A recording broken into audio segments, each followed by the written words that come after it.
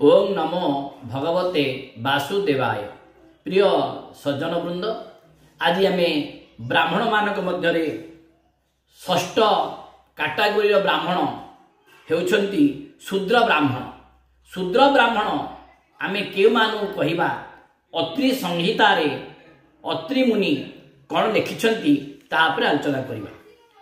लक्ष्या लवण संमिश्र कुसुम क्षीर सर्पिषां विक्रेता मधुमांसानां स विप्र शूद्र उच्यते।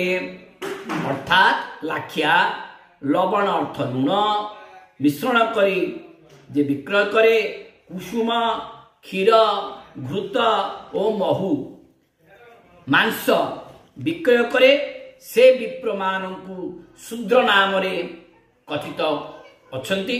तेणु ये हूँ संस्कार ब्राह्मण मानकर धीरे धीरे धीरे धीरे अत्रि मुनि सत्ययुगर ऋषि जहाँकर स्त्री होती अनुसूया सत्ययुगरे मध्य ए टाइप ब्राह्मण थिले बोली से समय संस्कार आनिबा पई से समय संस्कार आनिबा पई अत्रि मुनि तांको संगीतारे ब्राह्मण मानकर कैटेगोरी लिखिछंती।